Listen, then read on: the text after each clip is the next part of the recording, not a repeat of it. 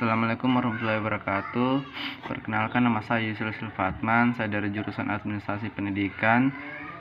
Saya akan membawakan materi yang berjudul tentang manajemen dalam pendidikan. Pertama yaitu pembahasan yaitu yang pertama, pengertian dan ruang lingkup manajemen sarana pendidikan. Manajemen sarana adalah segenap proses penataan yang bersangkutan dengan pengadaan, pendayagunaan, dan pengelolaan sarana pendidikan agar tercapai tujuan yang telah ditetapkan secara efektif dan efisien. Jadi, dapat disimpulkan bahwa manajemen sarana pendidikan ialah suatu proses penataan yang bersangkutan dengan pengadaan, pendayagunaan, pengelolaan semua fasilitas yang diperlukan dalam proses belajar mengajar, baik yang bergerak maupun tidak bergerak, agar tetap tercapai tujuan pendidik secara efektif dan efisien. Sarana atau fasilitas dapat dibedakan menjadi dua jenis, yaitu fasilitas fisik dan fasilitas uang. Fasilitas fisik segala sesuatu yang berupa benda atau fisik yang dapat dibendakan yang mempunyai peranan untuk memudahkan dan melancarkan suatu usaha. Sedangkan fasilitas uang segala sesuatu yang bersifat mempermudah suatu kegiatan sebagai akibat bekerjanya nilai uang. Yang kedua, administrasi sarana dan prasarana pendidikan. Administrasi sarana prasarana pendidikan adalah semua komponen yang secara langsung maupun tidak langsung menunjang jalannya proses pendidikan untuk mencapai tujuan dalam pendidikan itu sendiri. Administrasi sarana dan prasarana berfungsi sebagai memberi dan melengkapi fasilitas untuk segala kebutuhan yang diperlukan dalam proses mengajar. Yang kedua, memelihara agar tugas-tugas murid yang diberikan oleh guru dan dapat terlaksana dengan lancar dan optimal. Adapun jenis lahan tersebut harus memenuhi beberapa kriteria. Yang pertama, lahan terbangun. Yang kedua, lahan terbuka. Yang ketiga, lahan kegiatan atau praktek. Yang keempat, lahan pengembangan. Untuk lokasi sekolah untuk berada di wilayah pemukiman yang sesuai dengan cakupan wilayah sehingga mudah dijangkau dan aman dari gangguan bencana alam dan lingkungan yang kurang baik. Yang kemudian, ruang. Secara umum jenis ruang itu ditinjau dari fungsinya dapat dikelompokkan menjadi tiga. Yang pertama, ruang pendidikan, ruang administrasi, dan ruang penunjang. Alat-alat dan media pendidikan. Setiap mata pelajaran sekurang-kurangnya memiliki satu jenis dan alat peraga praktek yang sesuai dengan keperluan pendidikan dan pembelajaran, sehingga dengan demikian proses pembelajaran tersebut akan berjalan dengan optimal. Yang kemudian, buku dan alat ajar. Bahan ajar ini terdiri dari 4, yaitu buku pegangan. Buku pegangan digunakan oleh guru dan peserta didik sebagai acuan dalam pembelajaran yang bersifat normatif, adaptif, dan produktif.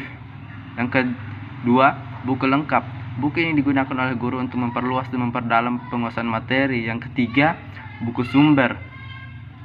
Buku ini dapat digunakan oleh guru dan peserta didik untuk memperoleh kejelasan informasi mengenai suatu bidang ilmu atau keterampilan. Yang keempat, buku bacaan.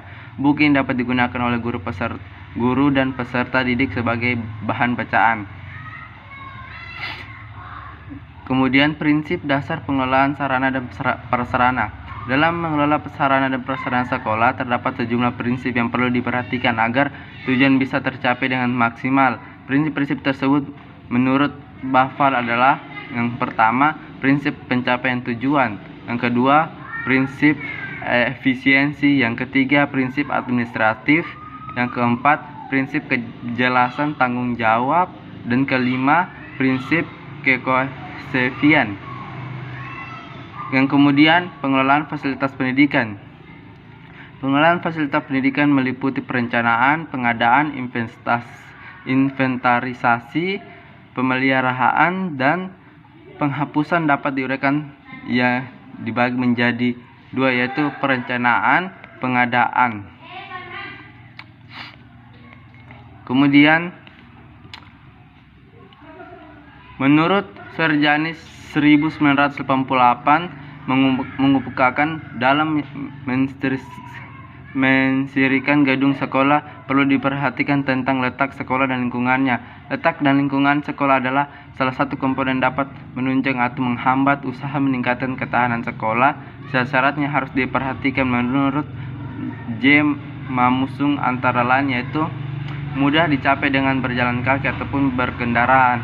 Yang kemudian yang kedua, terletak di suatu lingkungan yang banyak hubungan dan kepentingan pendidikan.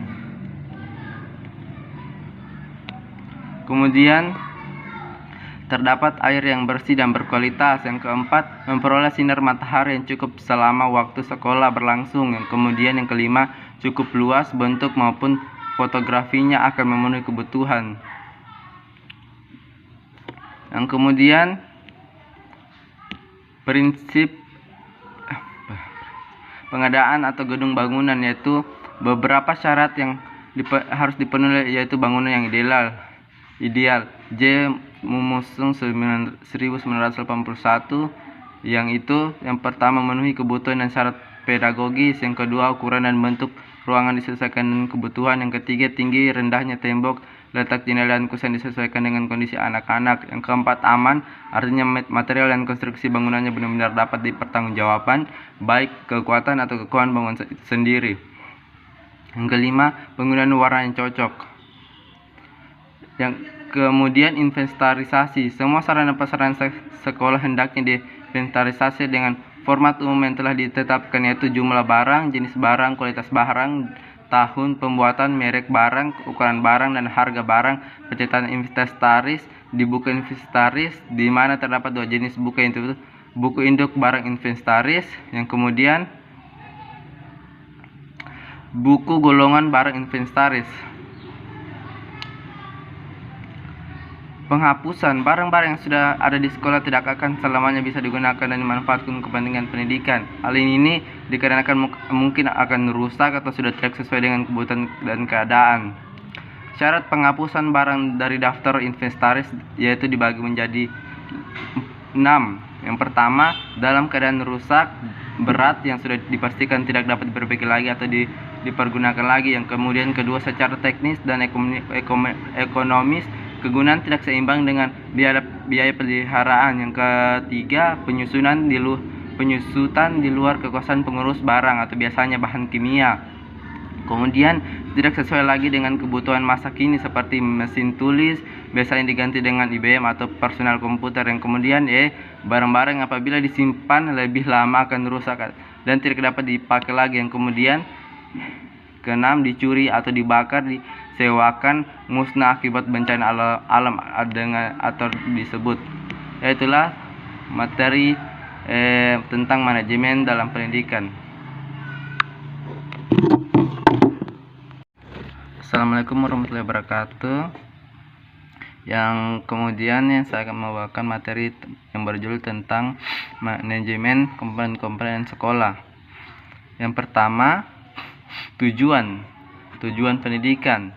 Sepanjang sejarah di seluruh dunia ini, pendidikan pada hakikatnya memiliki dua tujuan, yaitu membantu manusia untuk menjadi cerdas dan pintar atau smart, dan membantu mereka menjadi manusia yang baik atau good.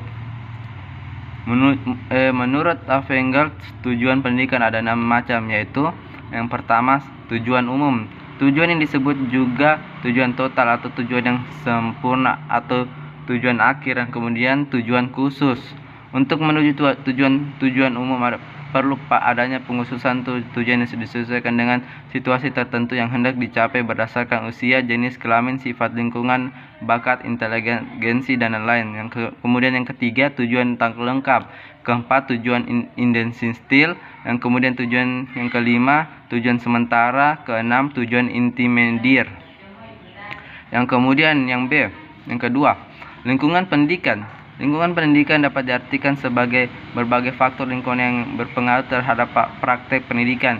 Lingkungan pendidikan sebagai berbagai lingkungan terdapat berlangsungnya proses pendidikan yang merupakan bagian dari lingkungan sosial. Mengacu pada pengertian lingkungan pendidikan seperti tertulis di atas, maka lingkungan pendidikan dapat dibedakan atau dikategorikan menjadi 3 macam lingkungan, yaitu yang pertama, lingkungan pendidikan keluarga. Yang kemudian lingkungan pendidikan sekolah. Yang ketiga, lingkungan pendidikan masyarakat atau biasa disebut TRI Pusat oleh Ki Hajar Dewantara. Lingkungan ketiga disebut sebagai perkumpulan pemuda. Kemudian lingkungan pendidikan keluarga.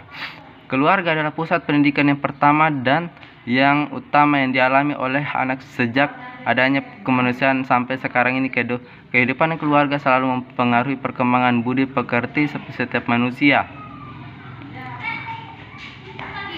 Yang kemudian, keluarga merupakan lembaga pendidikan tertua bersifat informal yang pertama dan utama dialami oleh anak, serta lembaga pendidikan yang bersifat kodrati. Orang tua bertanggung jawab memelihara, merawat, melindungi, dan mendidik anak agar tumbuh dan berkembang dengan baik. Pendidik keluarga disebut pendidik utama karena di dalam lingkungan ini segenap potensi yang dimiliki manusia terbentuk dan sebagian dikembangkan.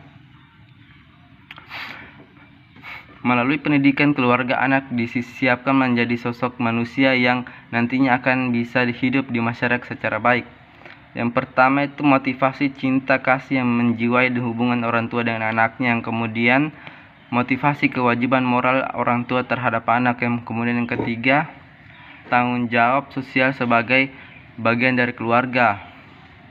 Pendidikan berfungsi sebagai pengalaman pertama masa kanak-kanak. Yang kemudian yang kedua, menjamin kehidupan emosional anak. Yang keluarga menamakan dasar pendidikan atau moral. Yang pertama, memberikan dasar pendidikan sosial. Yang kemudian meletakkan dasar pendidikan agama bagi anak-anak. Lingkungan pendidikan sekolah.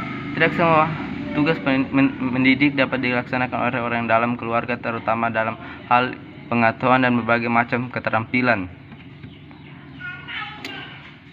Oleh karena itu dikirimkan anak sekolah.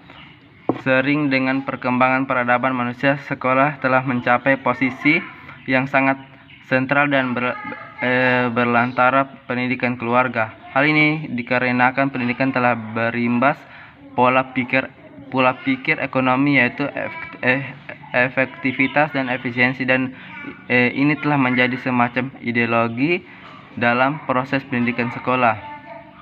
Dasar tanggung jawab sekolah akan pendidikan meliputi ada 3 bagian, yaitu tanggung jawab formal kelembagaan, yang kedua tanggung jawab keilmuan, dan yang ketiga tanggung jawab fungsional. Fungsi sekolah yaitu yang pertama, sekolah membantu orang tua mengerjakan kebiasaan-kebiasaan yang baik serta menanamkan budi pekerti yang baik. Kemudian yang kedua, sekolah memberikan pendidikan untuk kehidupan di dalam masyarakat yang sukar atau tidak dapat diberikan di rumah. Yang kemudian ketiga, sekolah melatih anak-anak memperoleh kecakapan seperti membaca, menulis, berhitung, menggambar, serta ilmu lainnya. Yang kemudian memelihara warisan budaya yang hidup dalam masyarakat dengan jalan menyampaikan warisan kebudayaan kepada generasi muda. Dalam hal ini tentunya anak didik. Lingkungan pendidikan masyarakat. Selain kehidupan keluarga dan sekolah adalah juga mengalami kehidupan di masyarakat. Kehidupan dalam masyarakat adalah kehidupan yang berbeda dengan kehidupan keluarga dan sekolah. Metode pendidikan. Macam-macam metode dapat dilihat dari 2 sisi, yaitu metode dari sisi internal dan metode dari sisi eksternal. Metode internal materi dan metode induktif. Yang ketiga, metode deduktif.